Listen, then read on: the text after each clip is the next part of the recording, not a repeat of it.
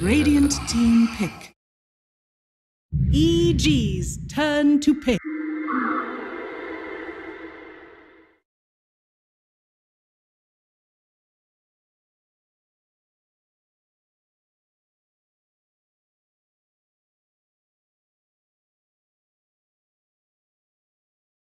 Ten seconds remaining. 5 seconds remaining. EG's turn to pick. Ancient apparition.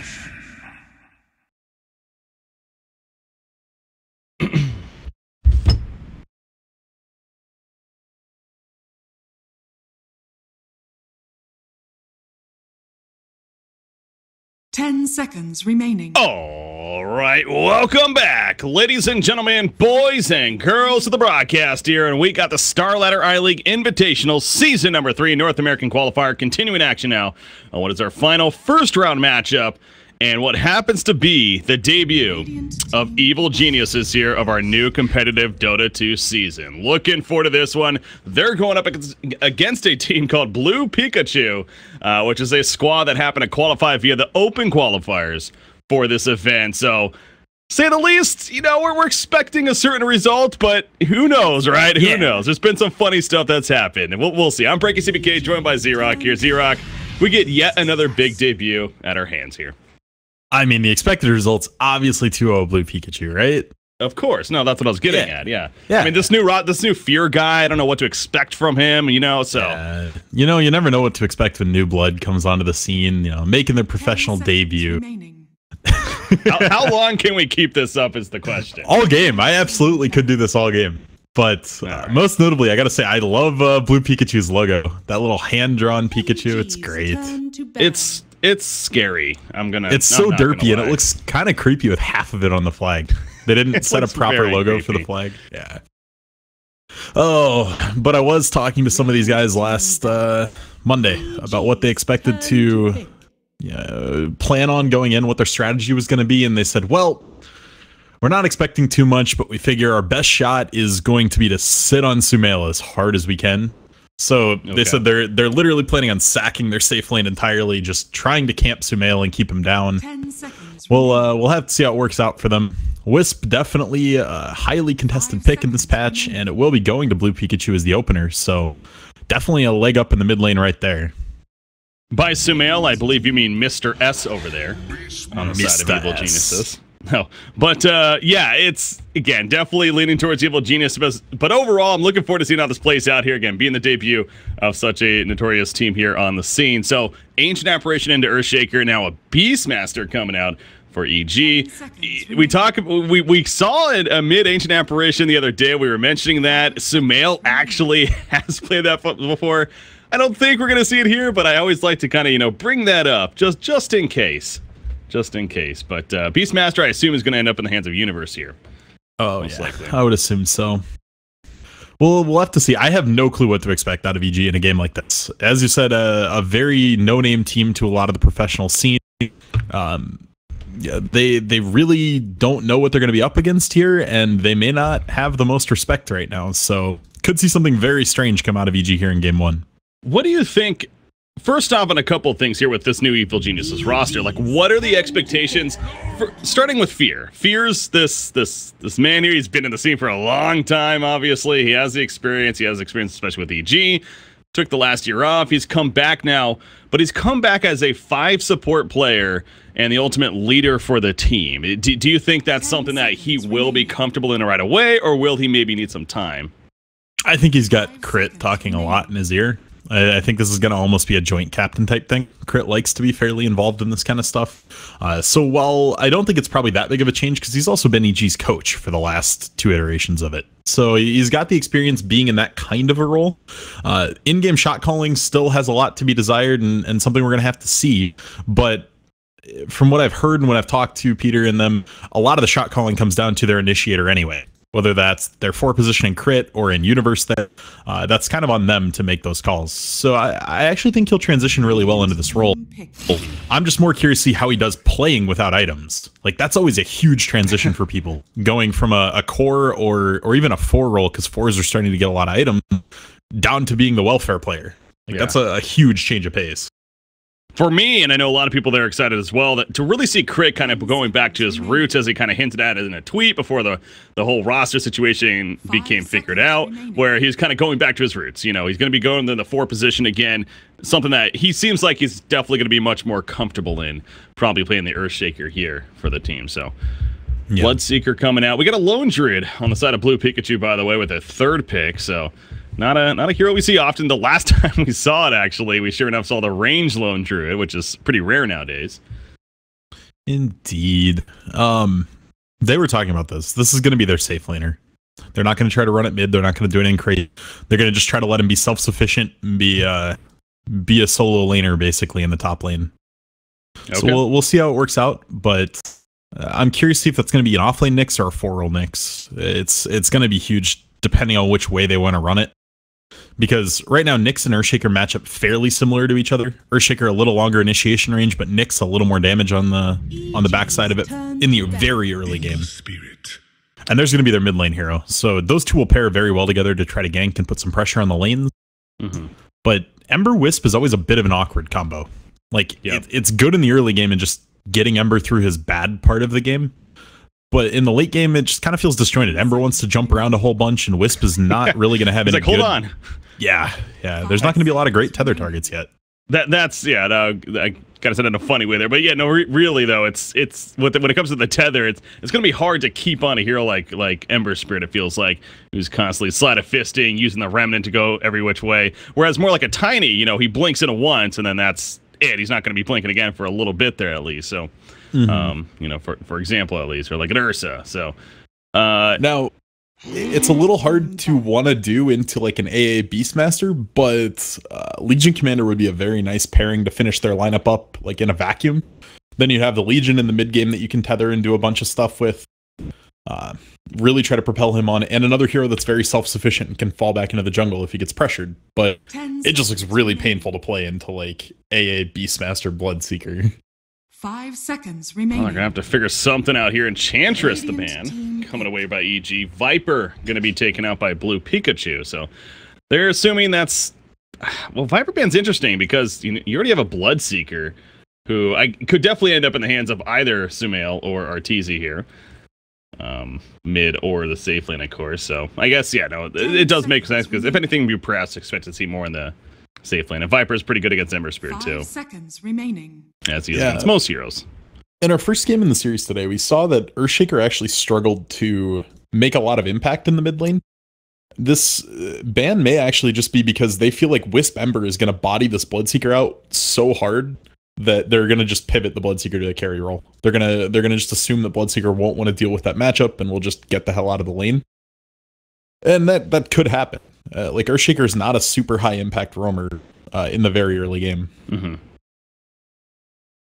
They're using all the reserve time left here to find out their final pick, which of course is understandable, down to 20 seconds now, but you figure, again, the offlane, the option, and they're gonna lean towards a Doom. It seems to be a favorite of a lot of these NA teams, especially.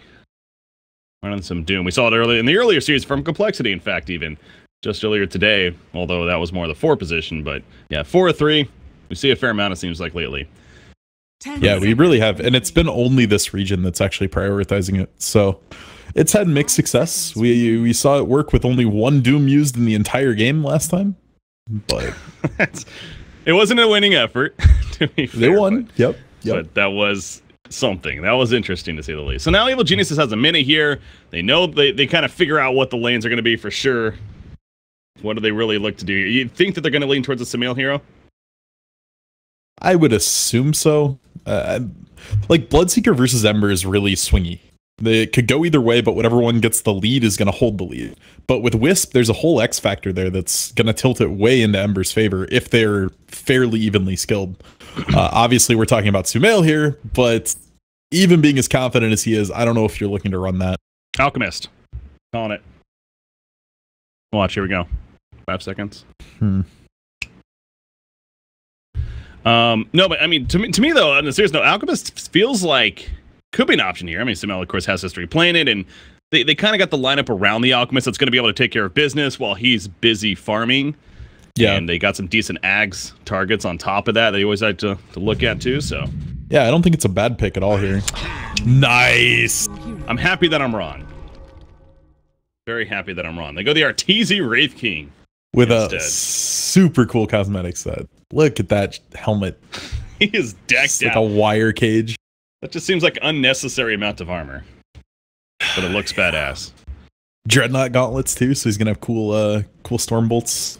I can't remember what it's actually called in this game, but the Arcana Wisp skin as well. We're finding ourselves commenting on the skins here, but Wraith King, final pick. So on the level of strategy here, makes sense to you? You really like it? I hope he goes the like dive in blink blade mail. I think that's better than going like a hard carry Wraith King this game. But overall, yeah, I think it's fine. It's one of those heroes that's just going to be exceptionally hard to bring down. If he gets rooted by the bear, he just turns and beats on the bear a little bit. I almost feel like it's more a litmus test for the Wraith King, right? Like how is this hero going to perform for us? We think we have a fairly favorable matchup here overall, team versus team. Let's see how it goes, because all in all, there's nothing about this game that makes me scream like good Wraith King game. Yeah, Doom does fairly well into it with Infernal Blade just chunking him out just in ways that you can come in, poke, and run away. Ember obviously super good at kiting him around, same with Lone Druid, so a lot of kite for the Wraith King in this game. Shout out to PPD and Zai, by the way. I'm sure possibly tuning in, but as well as their victory over DC, apparently it is official now. They won 3-0 against DC, and they're in the King's Cup finals. So they're going to be going to their first land of the season. The Dire, of course, looking like a very strong team, as you predicted. There's Z-Rock. Yep. Moving forward here. But now they get to watch their former teammates, and I'm sure still good friends. VG now. Oh, no. Please. What's up? I was wondering if they're going to start writing profanity on the screen. Oh, with the... Like, yeah, the yellow player, the Lone Druid player, has a bad habit of doing that. Dude, there's no more chat wheel. What do you do? Oh, the last game I casted there's in like some little minor tourney when I was bored. Hero FU Z-Rock in giant letters on the minimap to start the game. Nice. Yeah. Can't wait to get my shout out. Oh, it's great. Smoked up here though, they're looking really aggressive. They do scout this Wraith King out. Not looking to make a move on it with just Ember Wisp, but does give them a little bit of info as to where EG is.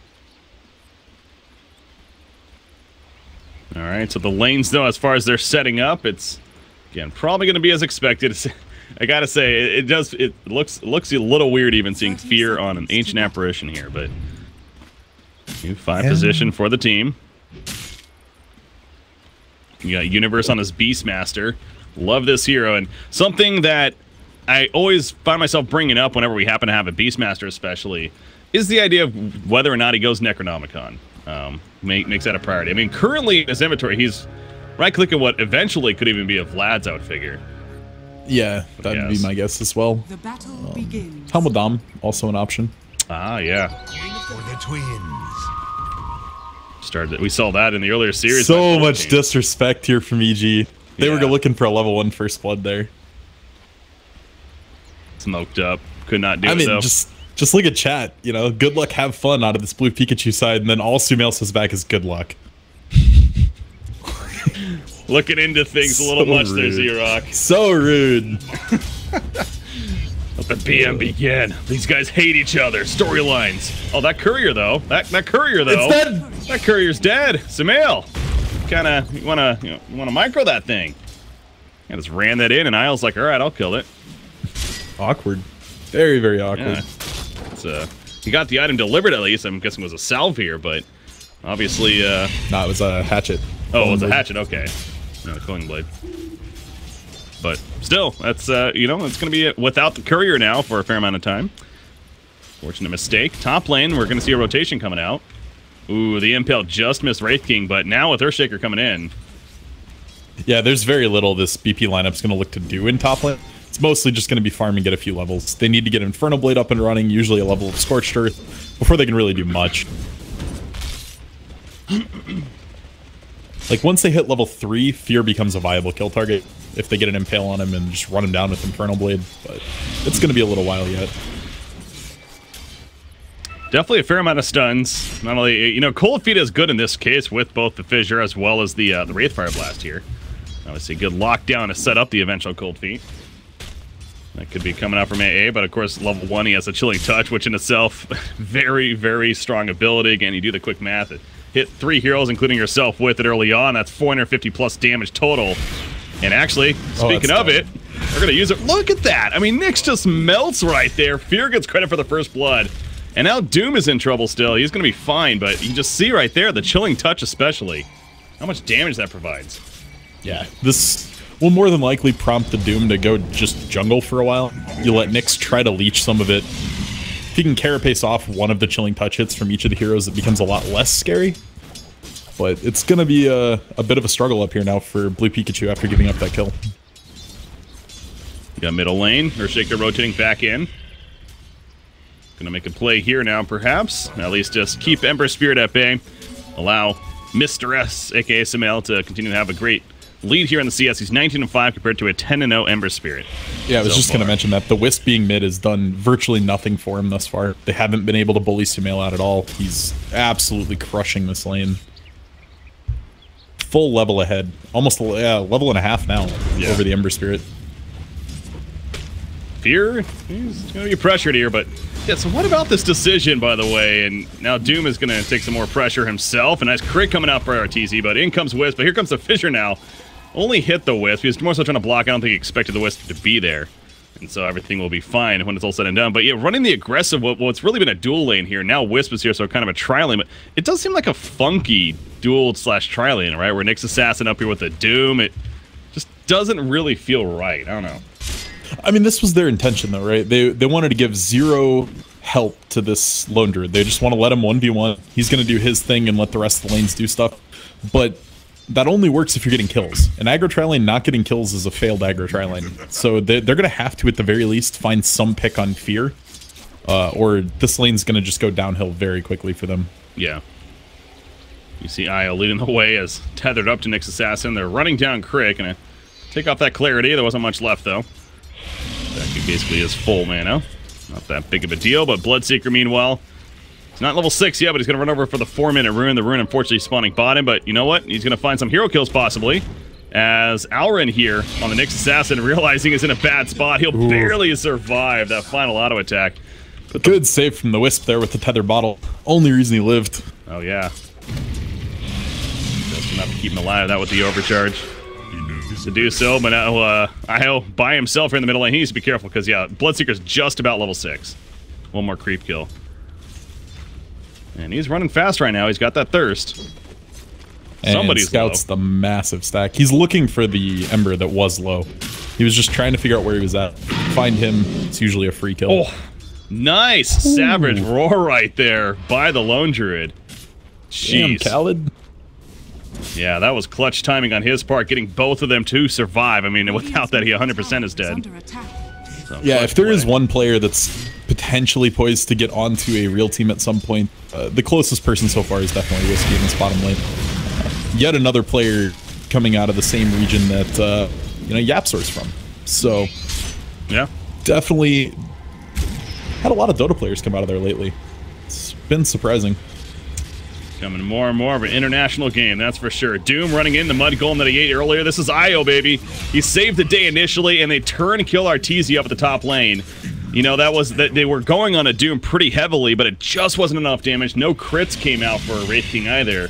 And that allowed Doom to set up a turn. Of course, more so Io, like I said, coming in. And then as we saw the end result right there. So that's got to feel good for Blue Pikachu. And they tie things up at 1 hero kill apiece now. Yeah, did you see this Doom skill build? He's actually maxing crit first. Not maxing Wraith Fire Blast, so they're not feeling like they have much kill potential in this lane. Oh, okay. It's just the fastest farming build. You said Doom there. I'm like, wait, he's maxing crit. Wraith King, my bad. Yeah. But that is interesting, though. Yeah, not going to... I feel like Wraith Fire Blast is usually the thing you see leveled up, right? That's what you're getting at for the early damage and stuff, but... it's just kind of them saying we don't think we're gonna kill you, or if we're gonna kill you, it's not gonna matter what level the Wraithfire is. Nice snipe. Scrooge McDuck there, chucking a rock at a large creep. And Sumail's dead. I was watching that the whole time. I thought he might have been able to survive the block from the Fissure from crit, but he was not. He was going on Ember Spear right there. But again, this IO comes in to heal up, and gotta say, this is an appropriate name for this player right here, Save. As he is doing a bunch of that so far on the Wisp, both at the top and now the middle lane. Bottom lane, out comes the Primal Roar. Trying to set up a kill on the Lone Druid. In comes the Chilling Touch as well. Just a damage, and the Wild Axes to help cut down the trees around him. Get the kill. Top lane, though, Arteezy again going to fall to Doom and the Wisp here. Yeah, nothing special coming out here killing Arteezy either. This is just a Doom and a Wisp running at you. Like, none of that is surprising, or yeah, it's all very telegraphed. So really surprising to see Arteezy fall twice up here. I know that this is very early on, and not to overstep anything here, but when you're a team called Blue Pikachu, coming from the open qualifiers, playing the notorious Evil Geniuses, and you're up 3-2 hero kills, it's gotta feel pretty freaking good. And it might even get better right here. Crit.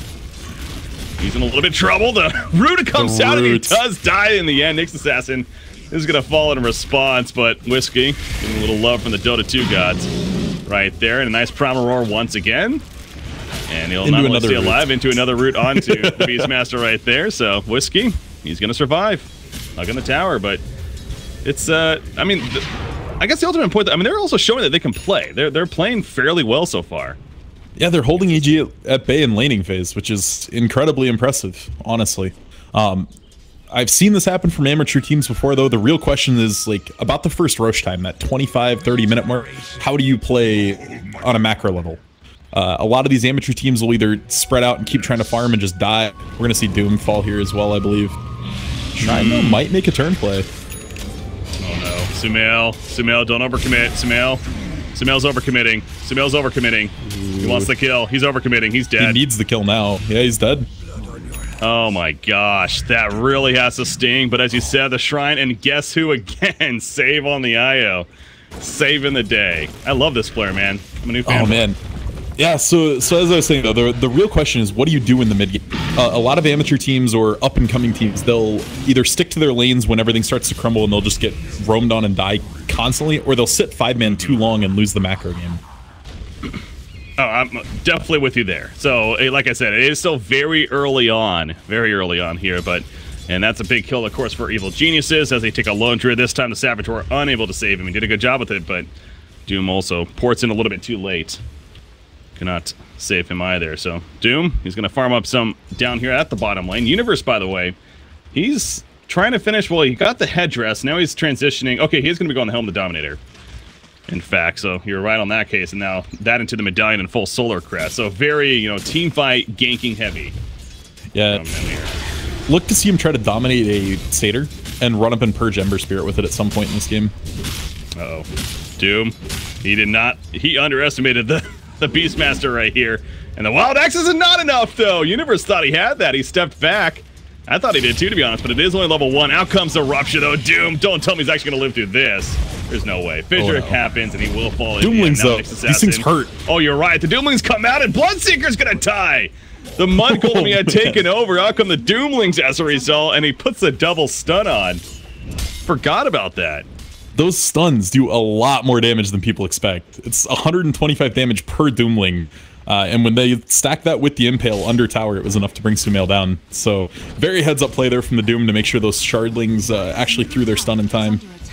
And all in all, another negative trade for EG. Wraith King picking up the Mask of Madness. It just never ceases to amaze me that this item is just top tier nowadays. If there was one hero it is nuts on, though, it's Wraith King. I mean, you press Q once, and that is your only active button. After that, you don't do anything but auto, so... Suffering the pain of a root, though. Chunking him down to about half health. Yeah, Beastmaster's gonna fall. Is that a relocate? It was. They relocate in. That's him and the Ember Spirit, I'm guessing. And they're gonna go back wherever they came from, which is towards the middle lane, of course. Top lane, Lone Druid, he's in trouble. They're rotating in. Arteezy opens up with the Wraithfire Blast. Here comes Fear, applying the Chilling Touch. See that big damage coming out, man. Yeah, no chance for him to survive right there, so nice rotation from Evil Geniuses. And they keep things close here in the early game. But Ember Spirit, we haven't really talked much about him lately. He has 1,500 gold saved up. What is the Ember Spirit build this game, you think? Does he need that Veil, or does he skip that altogether? Yeah, I go straight bots here, I think. Yes, you have the Wisp to help you, but that just means even more map presence. You're not in like some dire state where you're hurting for damage right now. You're actually being able to kill things.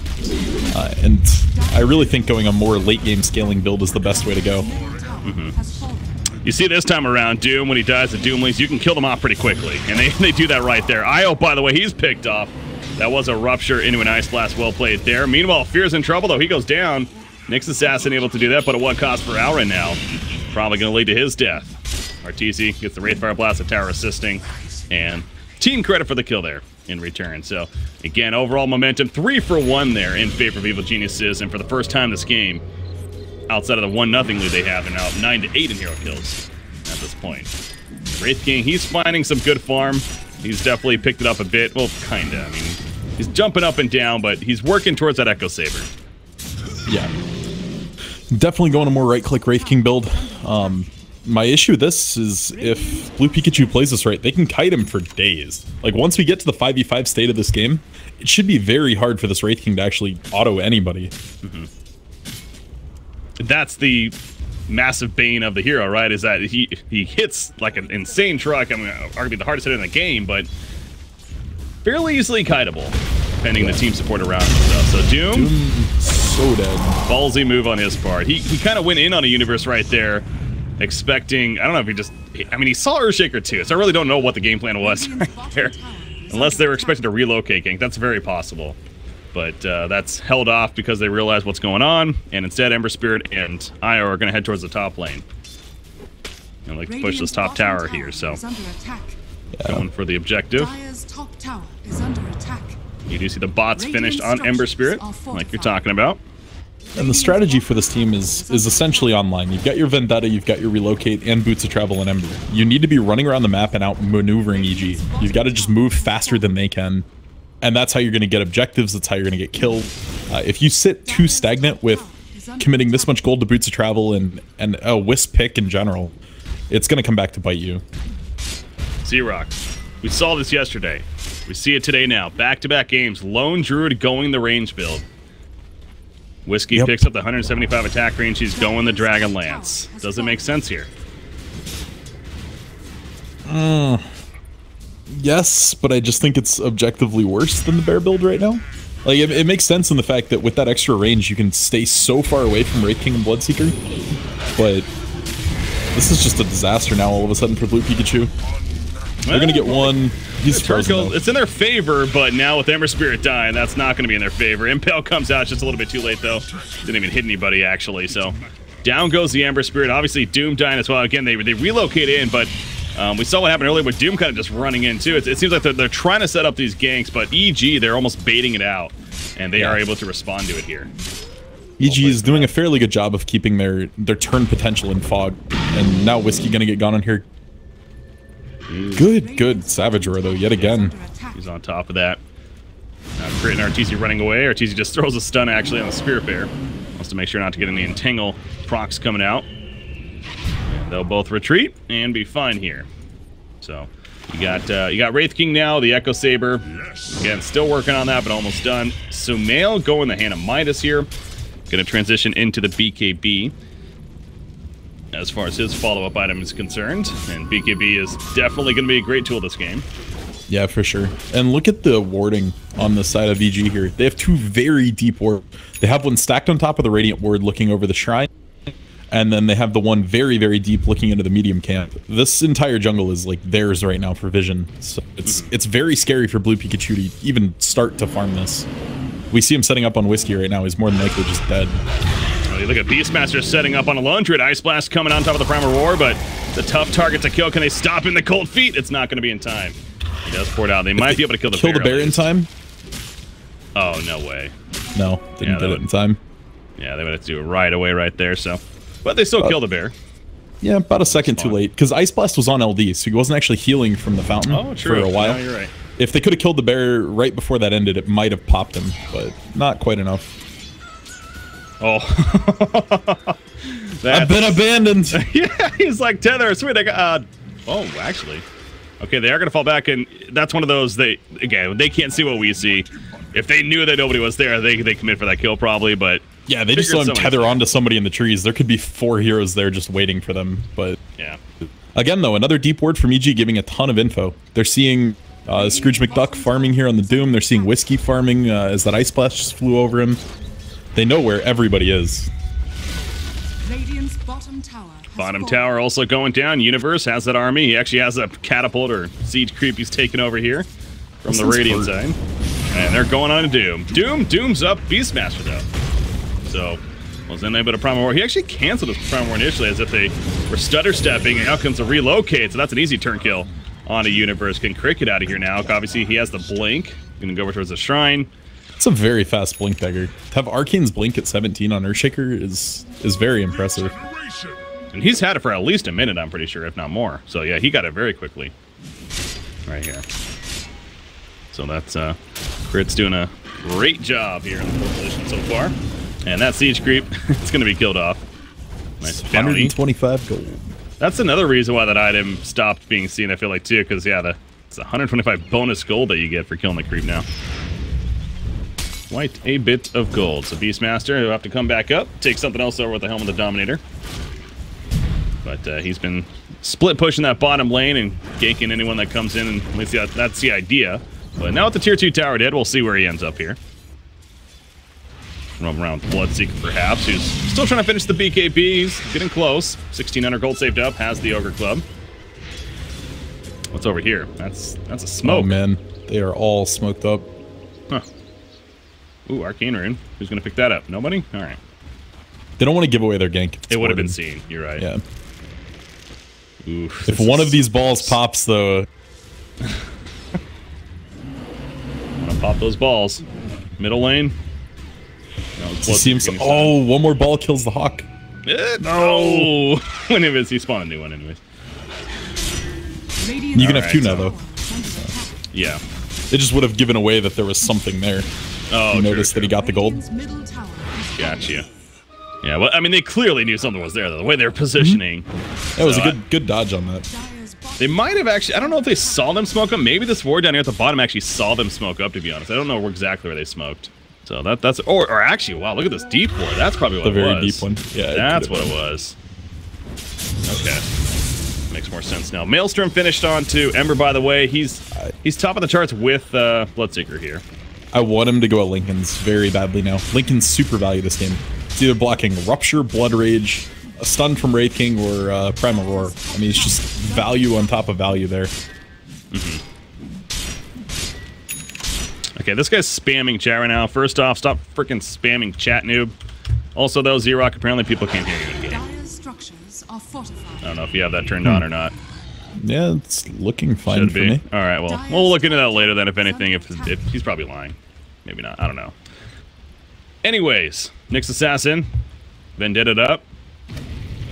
Not going to find anyone here, though. Bottom lane, what's this about? That's going to be a TP out, so... Lone Druid instead will just soak up some farm. Again, go on the range build, as we mentioned. So, like I know it's been a while for some people since seeing this build. We happened to see it the other day in a series that we were casting, but... to remind you, you know, you get the 100 attack, you get the attack range, you get the 50 damage. No respawn time though anymore. And in the game we casted, it looked really good right up until the point it didn't. Like, it was dominating the game, doing tons of damage, and then all of a sudden they started being able to get to the Lone Druid. And as soon as they could get on top of him, it just was super ineffective. Well, hopefully for Blue Pikachu, it stays effective in this game. And the idea, though, again, with the Wraith King we mentioned in the kiting him, and you figure the range build on Lone Druid, that's where it could be a little bit better as well. So, gonna try to kite around him. There is blink up already, though. Wraith King just picked up his blink dagger, so now we'll have more mobility. Coupled with that Aegis, I have to imagine it's about time for EG to start grouping. Feels like it with the Aegis. It's usually a cue to do so. In fact, BKB also just finished on Bloodseeker recently here, so yeah, these very key items. The Blink, the BKB, Beastmaster finishes the full Solar Crest. Definitely some nice items coming out here. for evil geniuses. So, as far as the other side, Radiance is being worked on Ember Spirit, jeez. So, and you know what? He's actually almost there. He has 2,600 gold saved up. A couple more minutes of free farm, and he will have it. It's just a question, how many more objectives will they give up? Yeah. In the meantime. And honestly, though, this feels a little too all in for me on the Ember. Like, you generally go Maelstrom or Radiance, not both. Both is very all in, leaving you super vulnerable and squishy. It's going to mean the Wisp has a whole job ahead of him in trying to relocate the Ember to keep him out of harm's way. Doom has a hit of Defiance here. Working on a pipe, at least to what he has shift queued. He's in the front lines. Looking to maybe get jumped and react to it. That's not going to happen. Oh, look at Alrun here, meanwhile. On the Nyx Assassin, getting plenty of information. They don't have a gem or anything like that. They do have some sentries. Don't see any dust on them, though, so it would just be a sentry ward. Right now, that would spot him here. But he's going to head all the way to the top lane. And maybe cut the creep wave, it looks like. As, yeah, that's exactly what he's going to do, so... They're going to see him doing that, but still have a creep wave to work with here at the tower. And yeah, this wave's going to get them the 2-2. I can't imagine they were looking to go uphill right now, so... Nothing really lost there from EG. They're actually still posturing forward. This is definitely a little brave. Once this creep wave is cleared, though, yeah, they're not going to have much to push in with here for a little bit. It's actually not as far back as I thought. It's actually pretty close. So they are going to wait it out. Again, they still have the Aegis. They really want to make a play right here. In fact, they're going to go in big time. Doom gets crit down. That was a rupture opening. He just got exploded. So they're going to go for the tower push now. Ember Spirit making his way back. Arteezy, wow, he's starting to melt right there. And has the Aegis, but... The Wisp also tried to tether Relo him out at the last second, but he died before the tether secured, so Relo actually down already, too. Oh, yeah. Down for 80 seconds. So no save there. Radiance, how's that coming along? He has 3,800 gold now, so it's one of those spots. I mean, he's sitting on 3,800 gold. Like, that kind of You buy sucks. the recipe. You just kind of buy the recipe and wait it out. Yeah. If you're sure that's what you're going. Well, Wraith King jumping in big time again. Io gets cut down as a result of that. Arteezy, he's down to the Lone Druid, though, and Sleight of Fist, excuse me, will finish the job. Blood right on top of him as he resurrects. He kills off the bear pretty quickly right there, but yeah, Lone Druid going the ranged build, so that's not as crucial. Arteezy. I'm shocked they didn't just doom Arteezy there. It would have been the Aegis. Like, Arteezy was so deep in that fight. They made zero attempt to keep him there. This tower is at about half-life currently, but EG, yeah, it seemed like this was taking a little bit too long, and you also have Ember Spirit doing a good job of continuing to push in the bottom lane. In fact, you look at this tier 2 tower down here. Well, excuse me, that's tier 1 actually, but still almost dead, and EG decides to go back to defend it for the time being. They got their one free life, didn't want to use their second one quite yet. Radiant's courier has been killed. That's a courier kill. Was there anything on that? Nope. So it was sitting at Secret Shop to buy the relic, I think. So, pretty lucky you didn't actually commit to the relic.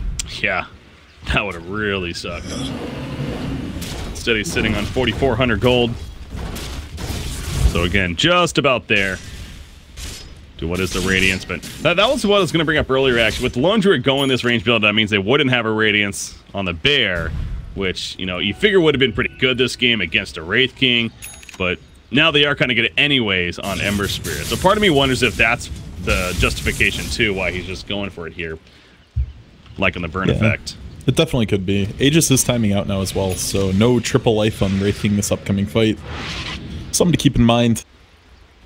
Yeah, I think part of it's just that he's feeling pretty confident, too, on the Ember. He's only died once this whole game, and with where he's feeling right now, he's only 200 gold away from it. Still very early on. Maybe he thinks he has time from getting the Radiance to start itemizing defensively.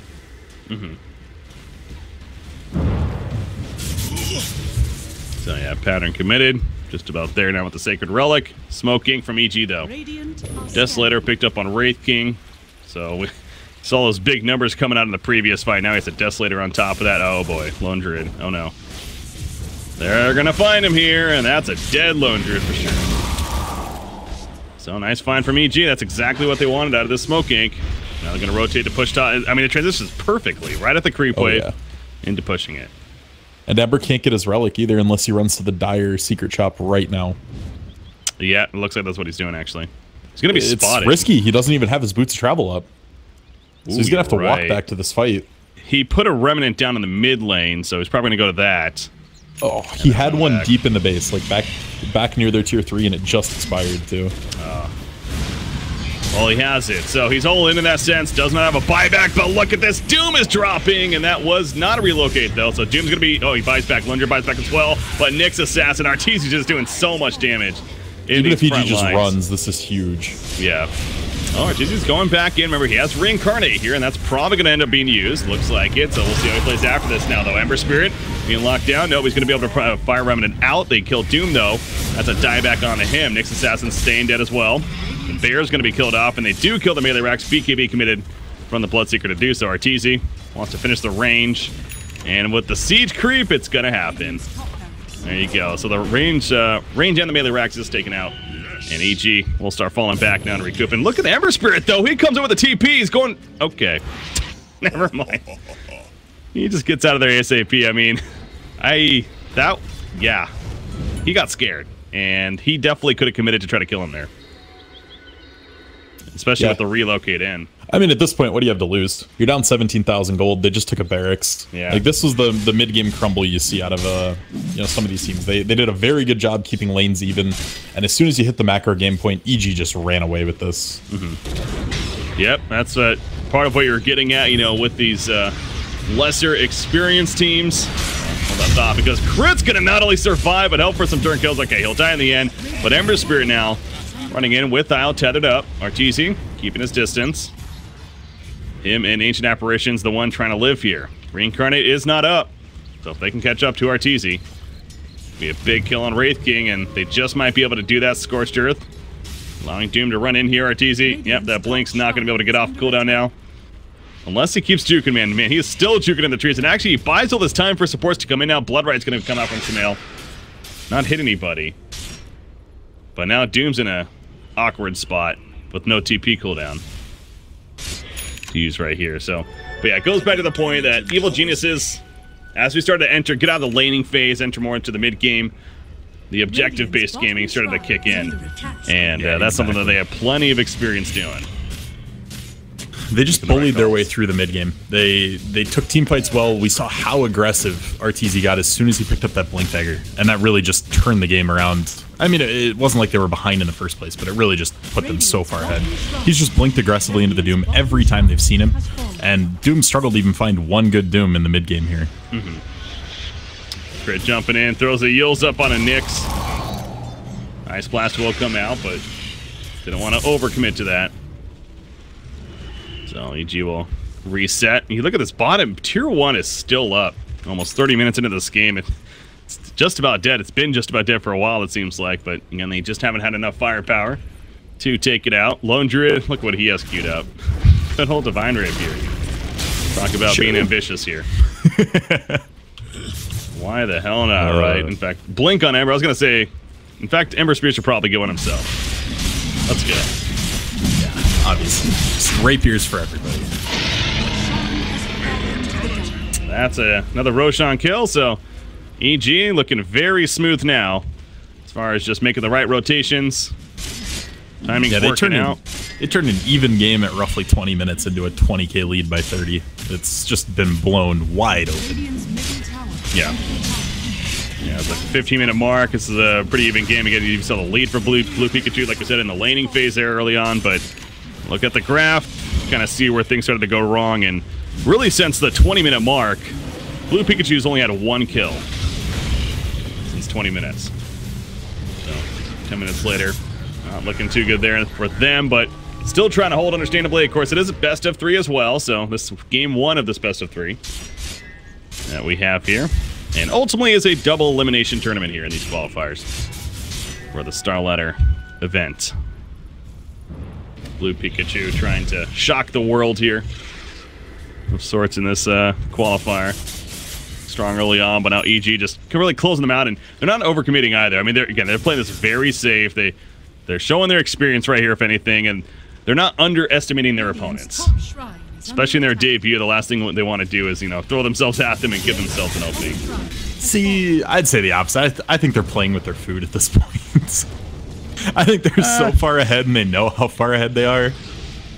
But all in all, either way, it's a good showing from them. The laning phase is a little bit rocky, but they're very aggressive rush on takes and they're aggressive initiations. That's the EG I like to see.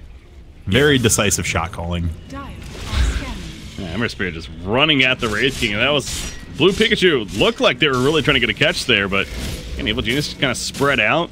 Everyone TP'd away or ran away, and they're going to reset now and continue to farm even more. So maybe I don't know if I mean they have the Aegis still on Wraith King. They have the cheese on Bloodseeker.